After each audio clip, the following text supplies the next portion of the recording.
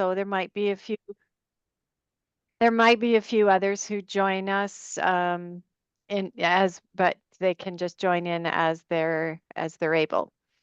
So welcome everyone. It's so great to see you all here. I really enjoy the opportunity to see you, even if it's on Zoom, and to really experience the church coming together as a community. And whether it's a small number of us or a big number of us, it's always a gift to be together and to have the opportunity to chat and learn and get to know each other a little more. So today we're going to talk a little bit about our First Third ministries in the region. We're really using these town halls as an opportunity for you to learn about some of the work of the region, but to have an opportunity to ask us questions and to interact and maybe get some ideas and inspiration about things that you can be doing in your own context. So one of the things that I think is a really hope-filled thing is our First Third ministry. Often when I'm in meetings, one of the check-in questions will be, where do you see hope? And for me, it's often in what's happening in our First Third ministries, the energy and excitement that is generated, but also I think the partnerships that we're generating and the new ways that we're trying to do things, recognizing that the church is changing and we're not always going to be able to do things the way we've done them in the past. So, an opportunity to be creative and experiment and work together. So we wanted to highlight some of those things for you today and introduce you to the work of the region in this area and to share. I mean, some of the things I'm really excited about is the partnership that we've made with Fish Creek Shared Ministries to move Camp Caravan to serve the whole region and to move it under the oversight of the region. So there's lots of really interesting things that are happening, and we just think you need to know about it. And the executive has named this as part of the priorities for our work. And the main reason, it's not only just to have kids in the church or young people in the church, but it's an investment in future leadership. And so our energy and focus is around effective leadership, healthy communities of faith, and faithful public witness. Those are the three things that we as a region prioritize. And we think that First Third Ministry really responds to all three of those areas of priority for us. And so we really want to highlight it and invest in it and recognize the important contribution that it's making to the life and ministry in this region. So at this point, I'm going to just hand things over to Chris, where Chris has prepared an opening land acknowledgement and worship, and then we'll move into our time together. So thank you both, Chris and Baz, for your leadership today, and we're looking forward to hearing what you have to tell us. Thanks, Treena, and we're looking forward to sharing what's going on in our shared ministries in First Third. But before we begin, I just wanted to share a little bit of a territorial acknowledgement with you. For those of you who might not know, the Chinook Winds regional staff got an opportunity to have a little bit of a time of retreat in Banff this past week, and we were, of course, joined by our Indigenous Minister, Tony Snow. And we got the opportunity to go and visit the cave and basin. And I was thinking that as a kid who grew up in the Bow Valley, I think I've been to the cave and basin and the hot springs there at least 30 or 40 times. But this was the first time that I had ever gone with someone from the Yithkin Nakota First Nation and with someone from the Nitstapi, the Blackfoot, my colleague Baz. And what a rich and important and an essential experience that was to go and experience this very sacred space with people who have a strong connection to it as a spiritual home. So I just wanted to share that little bit of reflection with you as I acknowledge with a great sense of gratitude and a greater sense of responsibility to act in reconciliation that Chinook Winds Regional Council is located on Treaty 6, Treaty 4, and Treaty 7 territories, the home of the Nitstapi, including the Siksika, the Piikani, and the Gaina, which I now know how to pronounce.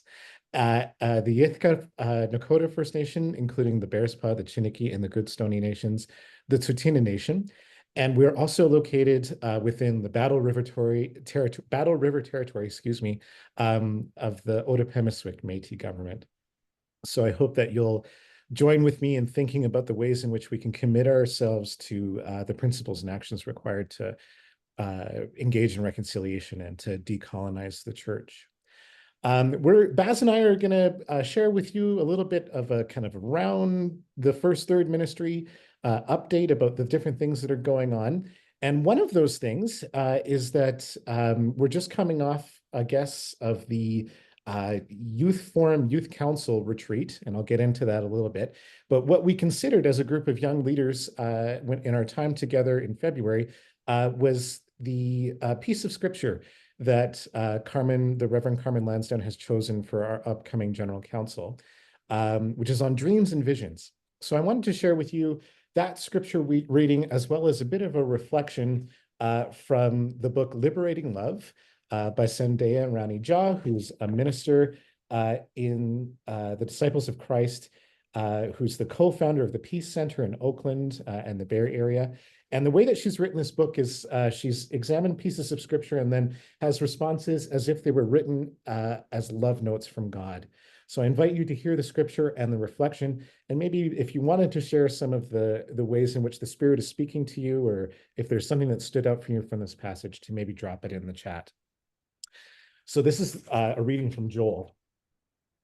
Then afterward, I will pour out my Spirit on all flesh. Your sons and your daughters shall prophesy, and your old men shall dream dreams, and your young shall see visions. Even those who are downcast, in those days I will pour out my Spirit. When humankind fails to live out my call for all people to be free and to thrive, in those moments I pour out my blessing on them, and that they might participate in their own liberation. Fear and a lack of vision have often caused my children to do terrible things. And so my Spirit moves among you, casting visions that you might dream bigger and build bigger. Listen today, for the Spirit is calling you out of fear and out of cruelty. The Spirit is speaking through those who have been discarded. What is the Spirit saying to you?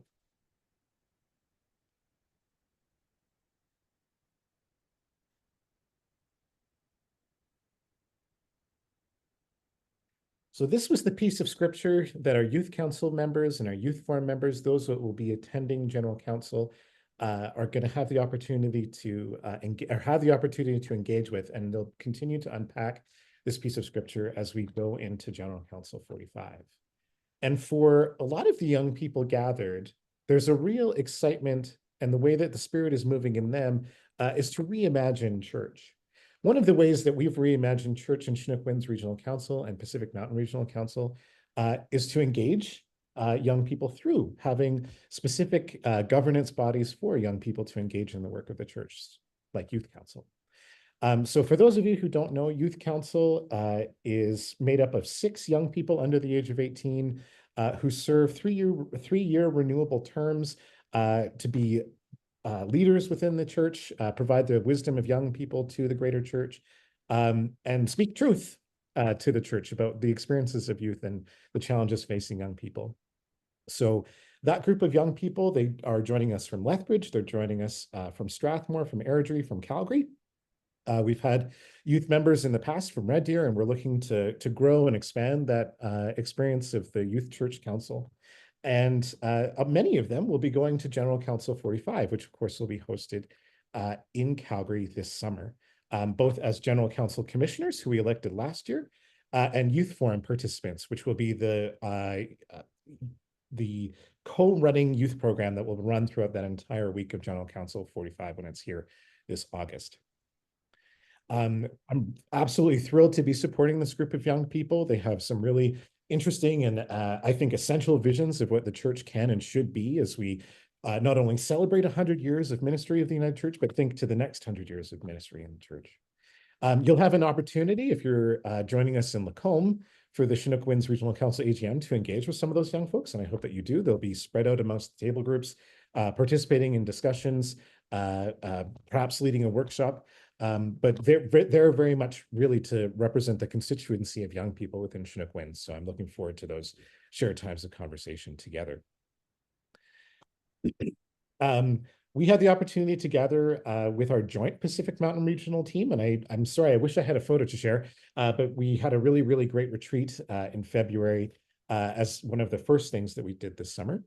One of the upcoming events that I'm sure that a lot of you have seen within your inboxes is the Imagine Children's Retreat.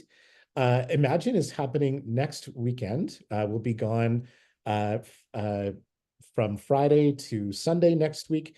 And being hosted by Kasota East Camp on Sylvan Lake.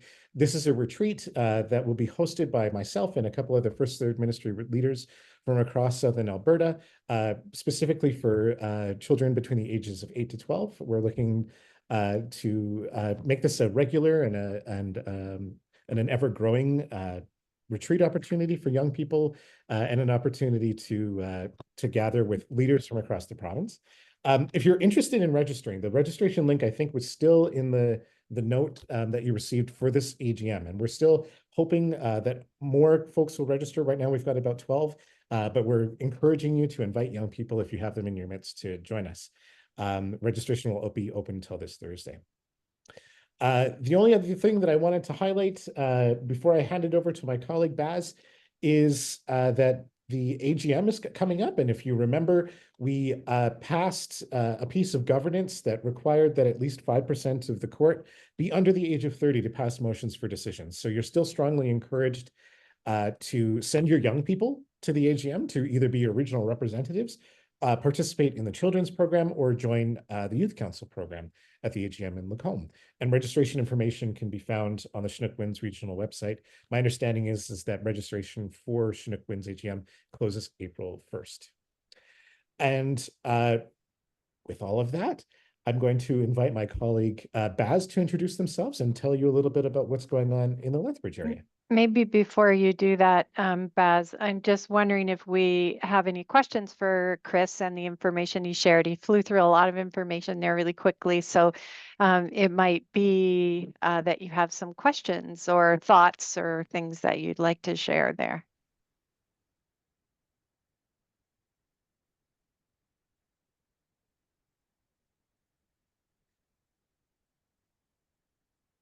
Wilma. Go ahead, Wilma. Oh, I'm afraid you're still muted, Wilma.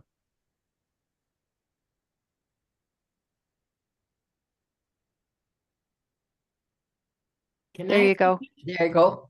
Sorry. I just wanted to say how proud I've been at the regional meeting with all these young people coming up and doing motions and just being very involved. And it just is very moving and to see. And I'm very proud of a young lady from our church that said yes last year to being one of the under 30 people. And it's just because I was really involved as a young kid, still am. It makes me proud that we still have young people that want to do this because it is the future.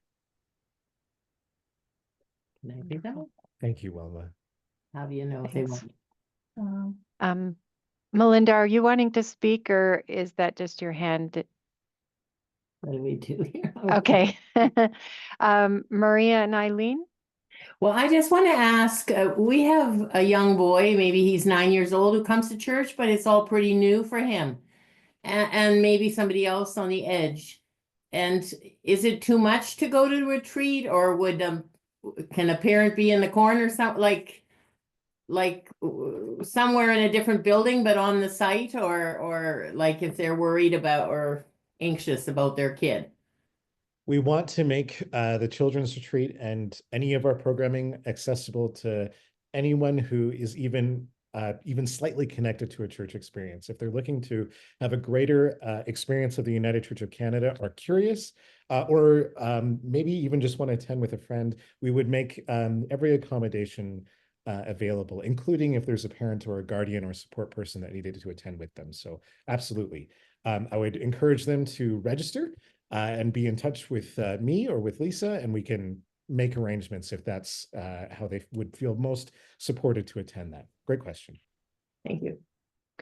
Yeah, and I just want to say, with respect to the children's retreat, well, this is the first year we've offered a children's retreat in Chinook Winds region. They've been being offered for a number of years in Pacific Mountain, and in fact, when my kids were that age, that was one of the few things they were able to actually participate in because they had they played bagpipes and dancing, and they were always busy and couldn't do a lot of the activities. But children's retreat does seem to work out that they could go.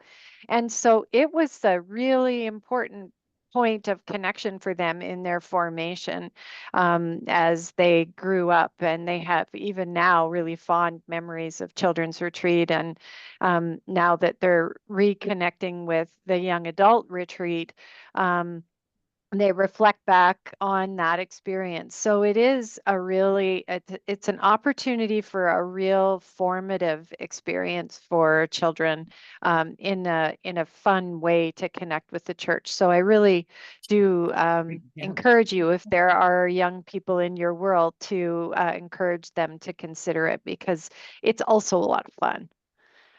Maria? Yes, thank you. Is there any aid for those families who mightn't be able to pay the cost of the retreat? Is it still available, or is there Yes. anything to? Yeah, absolutely. We have bursaries available up to 100% of the cost. What I would encourage, though, is that if you have a young person who's connected to your church, and there's financial concerns about accessing our program, we do really want to make sure that they're accessible. And the encouragement that I would give to communities of faith is that they might consider that an investment in the child and pay out of the abundance and resources that are available to a congregation. But of course, if there's some concern around supporting the cost, we can make accommodation for that. Yeah, thank you for the question. I'll leave it open, and if I'll monitor the chat if there's any questions at all, but I realized I was remiss in also saying that there's a lot of ways in which First Third Ministry wants to be supporting leaders who are working with children, youth, and young adults in Chinook Winds Regional Council and Pacific Mountain. One of those ways is we have a twice monthly gathering of leaders from across Alberta and BC who are working either in paid accountable ministry or as volunteers. That program is run by my colleague Michelle, who's also on this call. Maybe give a wave. We meet twice monthly to discuss everything from what's going on in the liturgical calendar to very specific issues that face First Third Ministry, from boundaries training, mental health, to grief and dealing with grief in the context of children's ministry, and sharing resources and opportunities. Some of the training that we've done and that gets offered through leadership is inspired by the conversations that we have at these gatherings. So I would strongly encourage you, if you have a children or a youth minister or someone who's interested in growing or developing their own skills in children and youth ministry, to check out that online gathering. Information can be also found on the First Third Ministry website. Chris, there's a question in the chat. Is that 2 consistent days of the month? Yes. If I recall correctly, and Michelle can correct me if this is incorrect, I believe it's the first and last Second and Tuesday. fourth. Second and fourth. It's Sorry. the second and fourth Tuesdays of the month. And oh gosh, I've forgotten. I think it's 2:30. It's 2:30 Mountain, yeah. Mountain time. And we just meet for an hour, on the second Tuesday of the month, we focus more on community building and checking in and encouraging one another. And then on the fourth Tuesday, we focus on a particular topic and often have a guest come and help us think something through. You're very welcome. And I just think I can't emphasize enough the benefits of having those kinds of connections with colleagues across the region. So anybody that's serving in First Third Ministry in communities of faith can really benefit from participating in those. I'll just pop the link to register in the chat.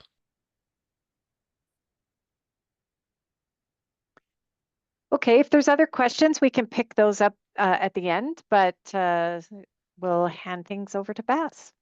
Okay, everyone. My name is Baz. I'm the first Third Animator in southwestern Alberta. So it's in the Blackfoot territory surrounding Lethbridge and Area and in Lethbridge. I didn't know which scripture Chris was going to read today, and it stood out to me the reading where it said there was a fear and lack of vision, and that it led to dreaming bigger. Because I actually think that that is how my position in youth ministry down here has come to fruition. So I'm going to kind of chat about two different things today. One is about how my position came to be and what we're doing down here and how it's kind of growing and progressing and developing. And I'm also going to talk a little bit on behalf of Lisa Penzo about Camp Caravan.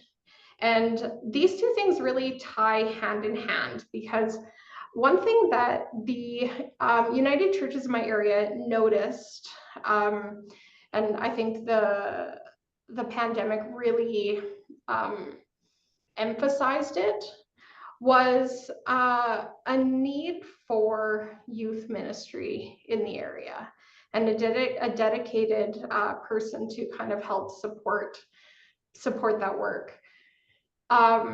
After the pandemic, families weren't always coming to church as often. They found alternatives throughout the pandemic.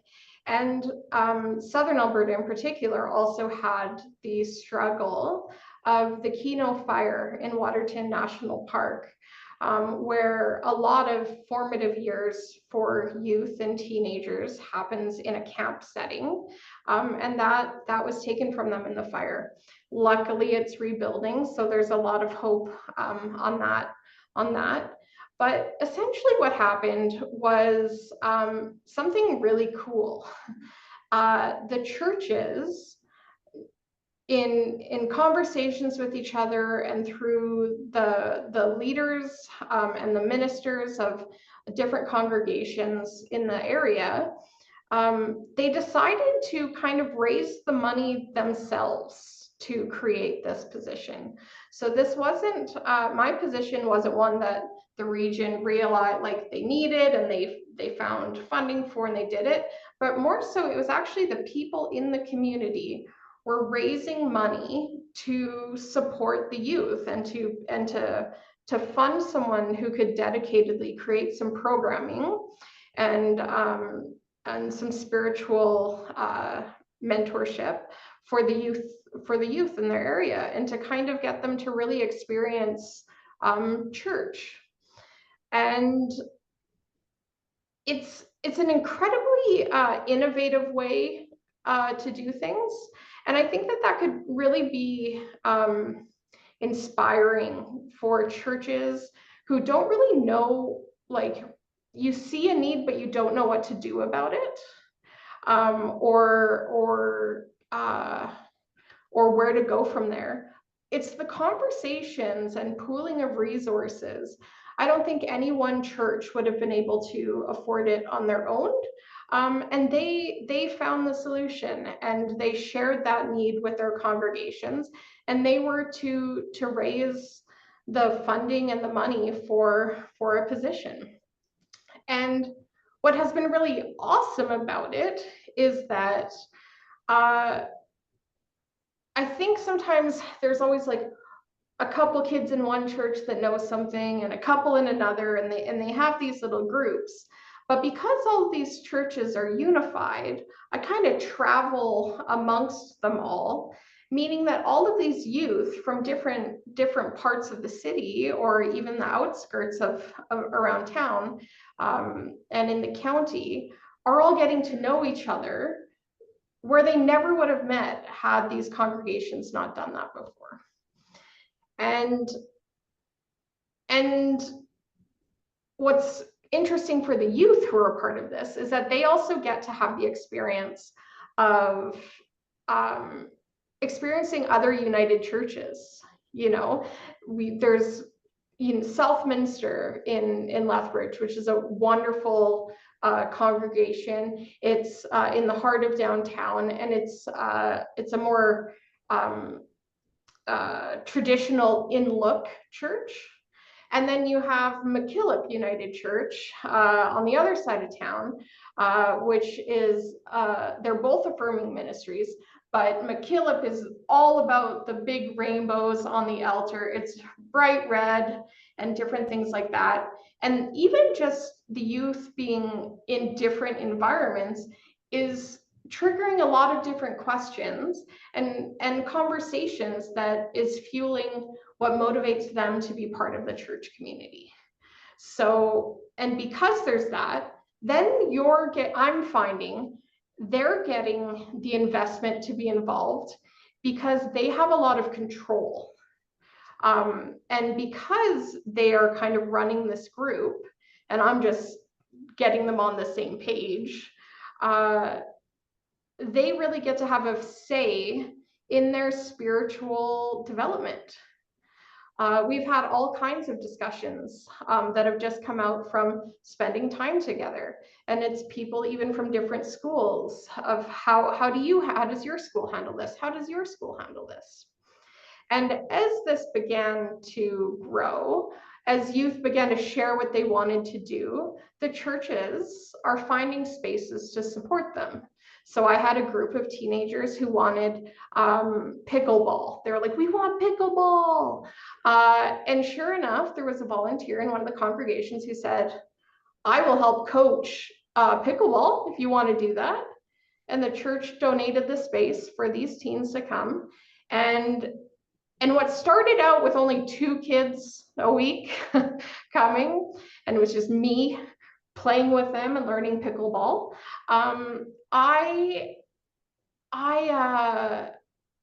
it then has grown to yesterday's pickleball game. We had more youth than we did room on the court. And I think it's such an underutilized resource that such an asset that churches have is a literal building. Because there's not very many places where youth and teenagers can hang out for free. There is a barrier for everything. Even, going out to McDonald's is an expense. And because of our land and our territory where we live, the weather also isn't always conducive to just spending time outside, but it's also maybe not safe in those preliminary relationships to be spending time at other people's houses.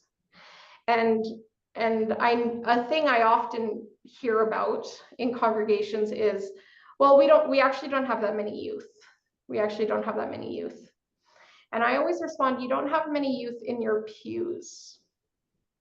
Youth have a natural ability to gather together and to create community and to create church. So while not every single one of my teenagers can be seen at a United Church on a Sunday, church does happen Tuesdays after school on a pickleball court. And those conversations, like just yesterday, we were discussing, what does metanoia mean? What does conversion mean? And these are all just natural things that come up in a place that's safe for them to be, and that's free, and that's pretty easygoing. And I think that's just a really fantastic model that other churches can look to about ways to sustain your community and to find that hope. And it is a slow development. It's pretty painful only having 2 people while playing pickleball.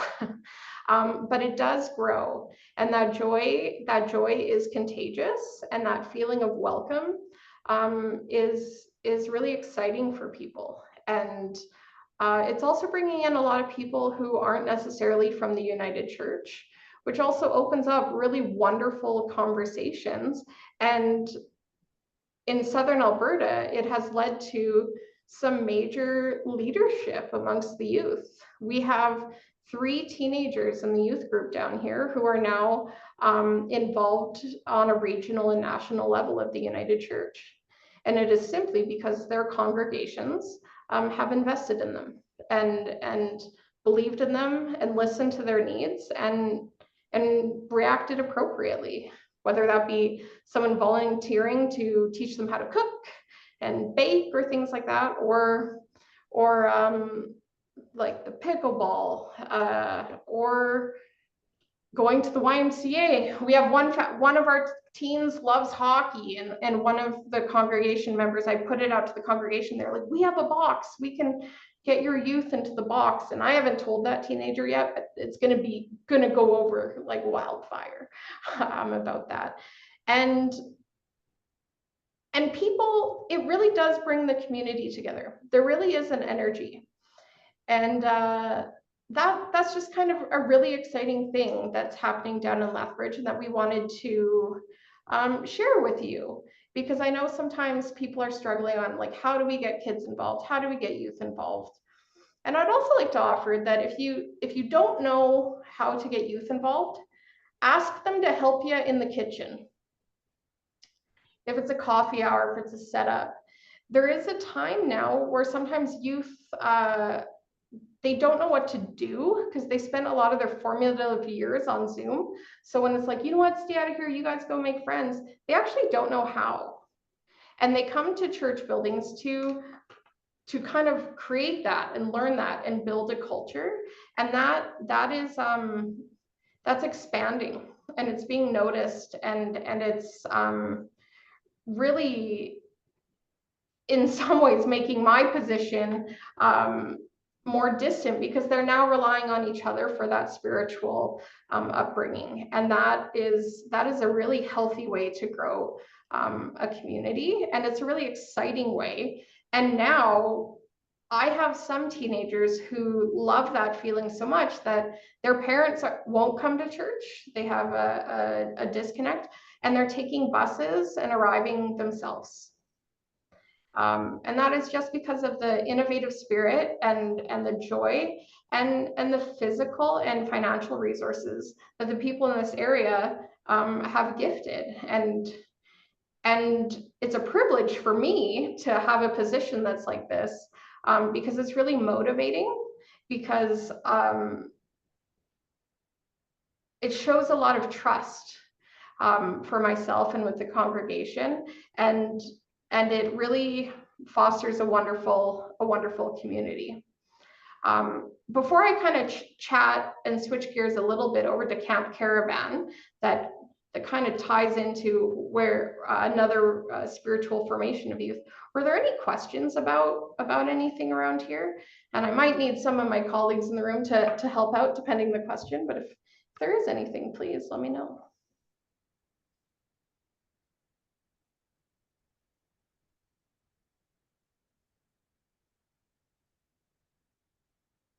Diana here. Hi. I'm from Scarborough United, and this is one of our big main concerns right now. And I'm just wondering, like I'm writing down these notes. So within a larger city type of thing, and if we're not really part of one of the clusters, but we do things with other churches, and I'm thinking that's probably a wonderful idea. But I just wonder, well, Chris is part of our congregation too, so whether he might work with us, or just any other ideas, suggestions of, we have more younger people. There are youth within the congregation that have been there, but because there's nothing really for them, they don't come to the services much anymore. Anyway, this is just something I'd like to put out there that we are really concerned, and we would love to grow our group.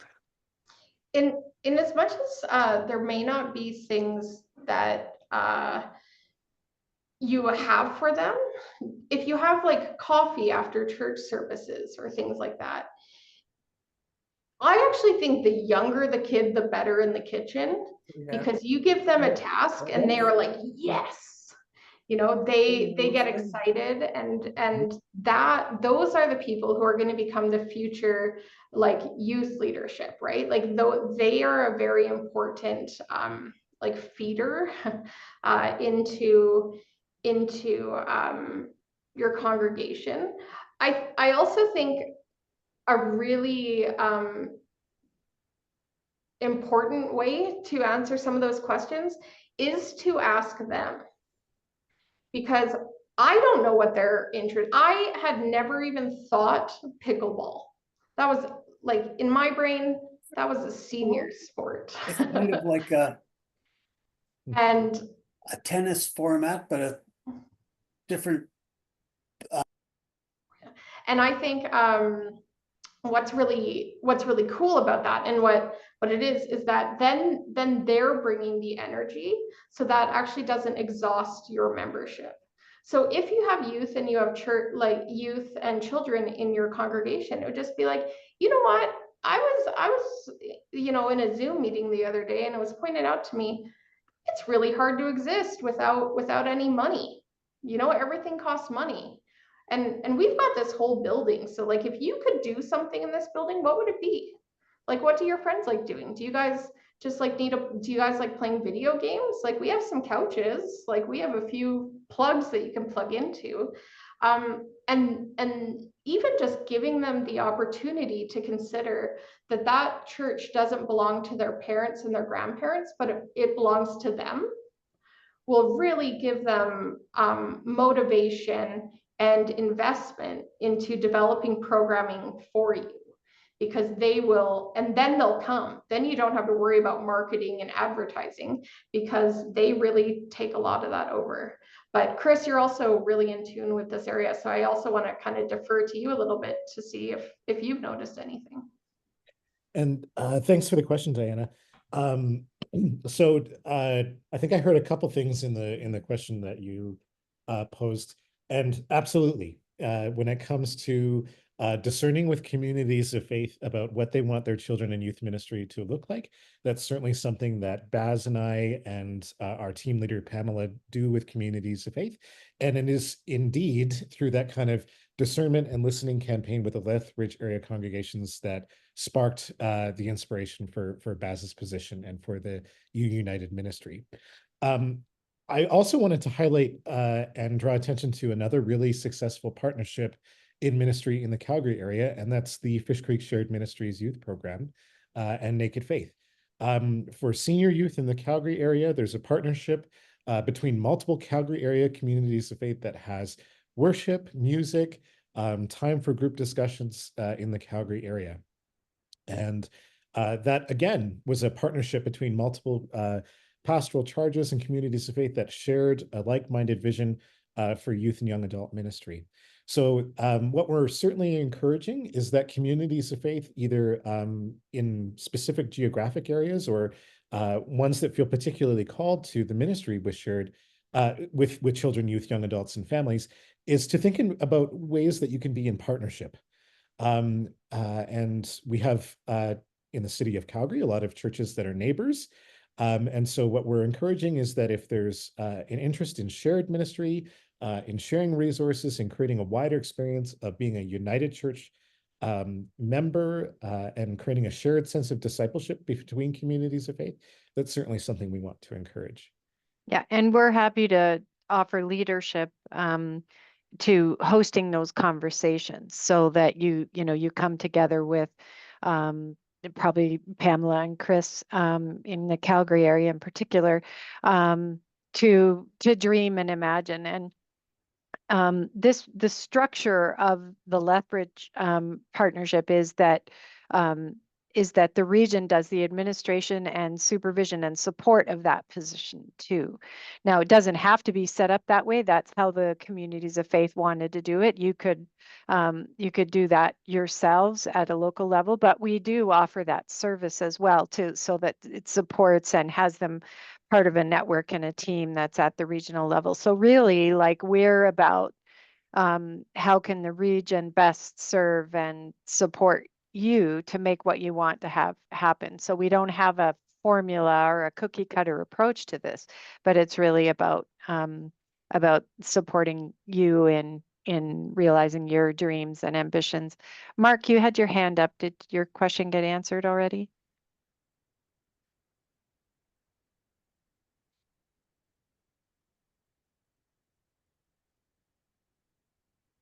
Here we go. I was just wanting to get some ideas or hints as to if the parents aren't coming to church, how do we reach out to the children? That is the struggle.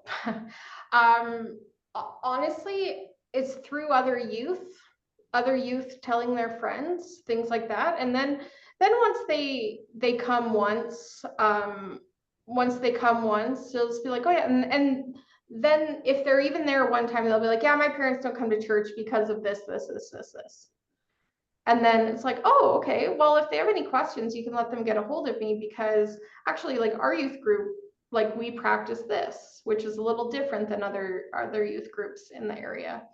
Signage is really big. We just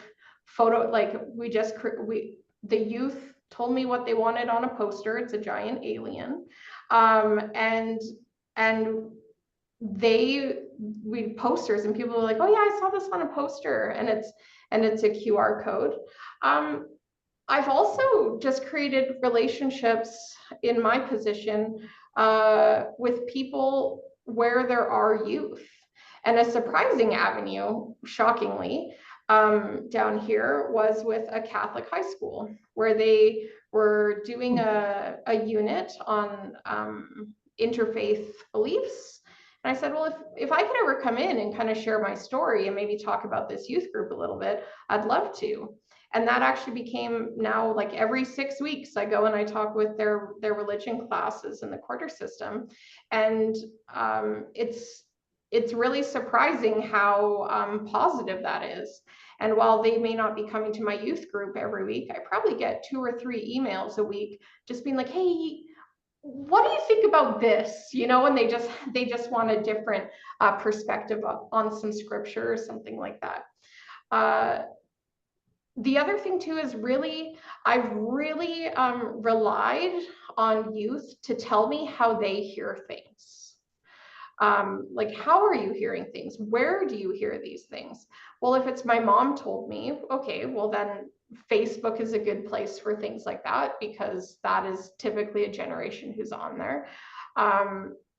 While I don't do this with my youth group, like, Spotify is an affordable way to do some advertising about different things, but also churches. I've had to really rely on churches and community members.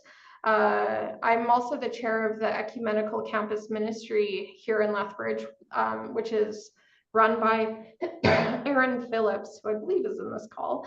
And as an ally, Aaron has done a lot of that advocacy of just talking about what options are available. So while her demographic is more university students, they're like, well, yeah, my kid's not quite in university. Well, there's actually this other thing that's going on that might be something that they could do.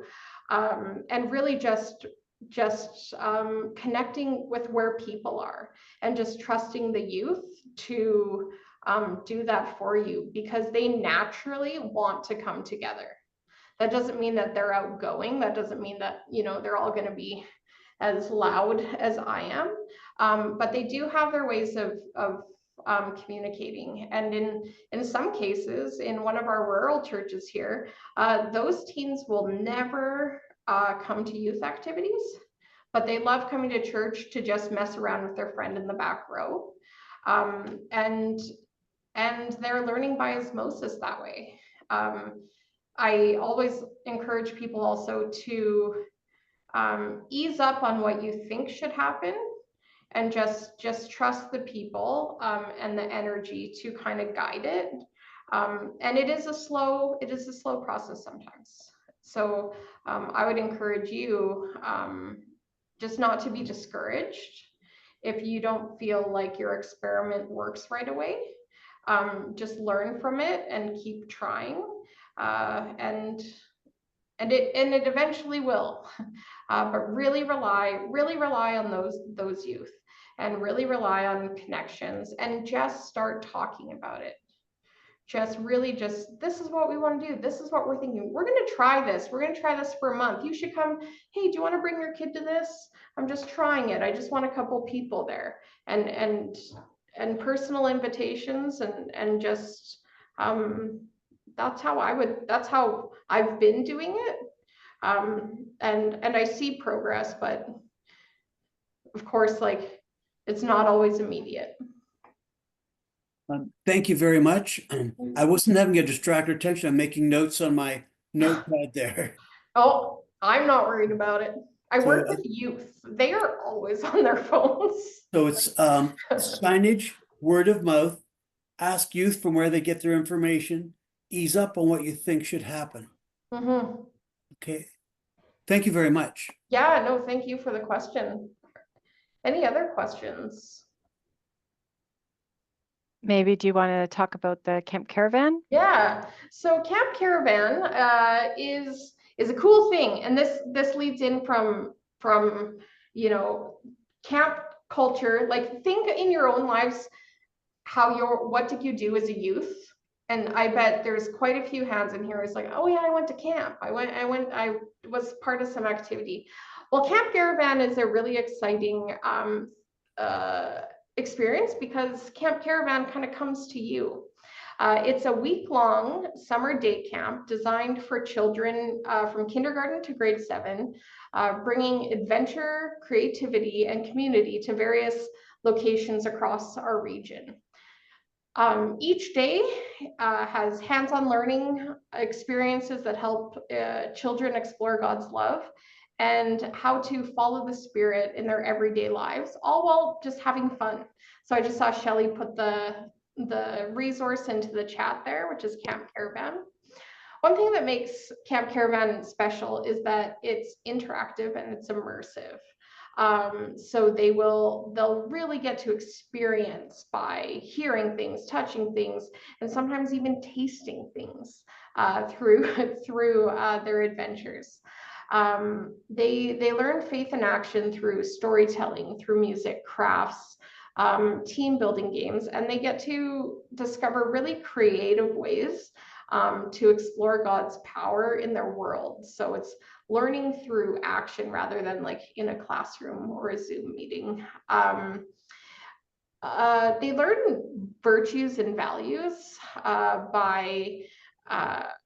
through Bible stories and mentions of how God are woven into the program.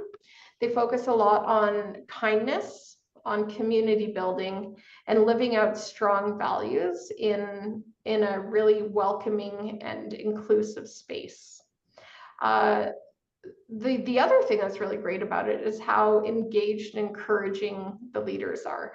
There's a lot of energy in the region about First Third Ministry, and that's certainly true of the team that's dedicated to this work. And they hire making sure that children feel included and accepted and celebrated for who they are.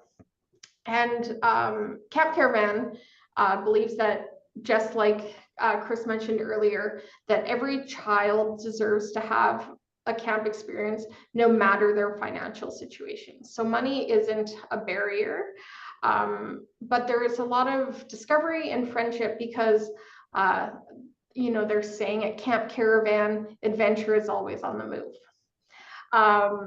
It is a week-long camp. It's typically 4 or 5 days, depending on holidays. And they are hiring right now. So if you have any older teenagers or young adults or full blown adults. They are looking for counselors, and registration is now open for those positions. And they're actually coming to a bunch of new places. They're expanding a little bit. So I know that Lethbridge is one place that Camp Caravan is going to be joining this year. There's going to be a Camp Caravan in northern parts of Calgary, in southern parts of Calgary, and a couple other places, but I was specifically asked not to mention them until they're totally confirmed. So just keep an eye out on that. And yeah, it's just camp-caravan.ca. Just a cool thing. If there's questions on this, I may defer them a little bit to Treena because she knows way more about Lisa's work than I do, as I'm still learning this. But if there's any questions. I would just add that this is an answer to Mark's question to some extent. It is a way to form connections with, you know, you can advertise a camp that's available in the community, and the kids can come in and be there for a week, and then you have some connections to those kids going forward.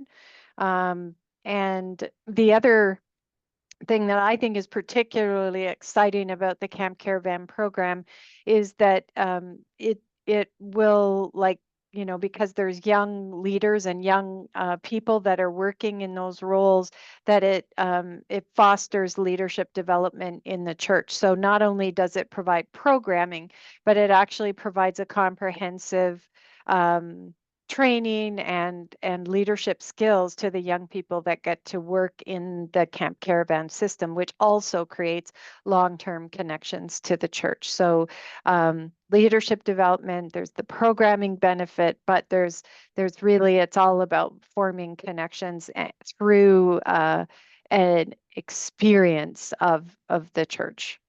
So if you're still not kind of understanding it, think Vacation Bible School. So it's basically kind of an external group coming in and offering a Vacation Bible School in your context, but, you know, with some supports and things in place. Maria. So I haven't checked out the website yet, so it might be an uninformed question, but is it possible to invite Camp Caravan program to your community of faith, or how does that work? How do you choose where you go? Or yeah, so you can ask to host one. And I know that Lisa's in the process of lining them up for this year. So I'm not sure if it's too late, but for this year, but certainly you can you can be in contact directly with her about potentially being a host site. okay, just so can we get Lisa's contact information then, how to contact her, please? Absolutely. Chris is fast. No, that was Michelle. Michelle. Oh, Michelle is fast. It's in the Any chat. other questions?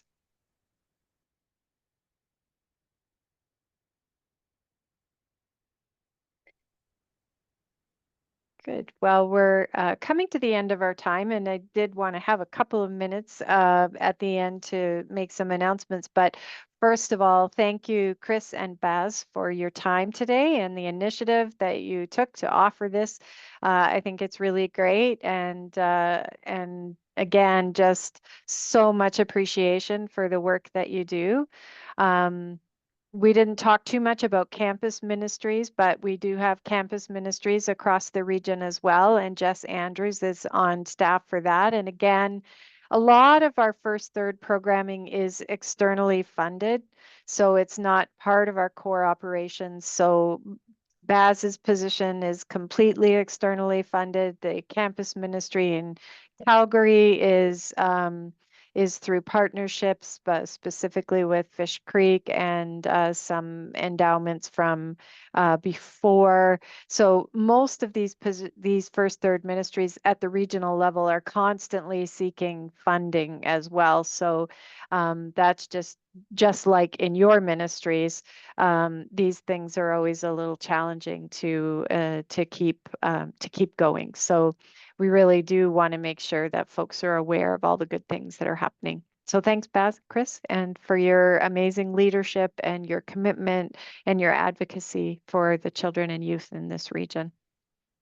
I just wanted to add at the end there that we are really immensely grateful to the communities of faith that continue to provide that financial support to First Third Ministry. I know that there's folks on this call who represent communities of faith who've very generously donated to the program or supported the program of campus ministry, of First Third, of Camp Caravan. And Trina's absolutely right that these contributions are really essential to the ongoing ministry of the whole of the church and have a really profound impact on the lives of the people that they touch.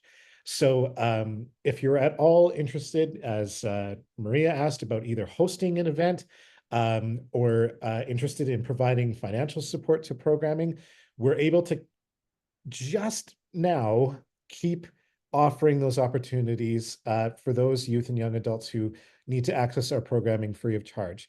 But we are in continued need of people to continue to support those ministries financially through donations to make sure that we can continue to offer those opportunities for folks if there's financial constraints on a household. So I just wanted to reiterate that we are super, super grateful for the ongoing contributions from communities of faith.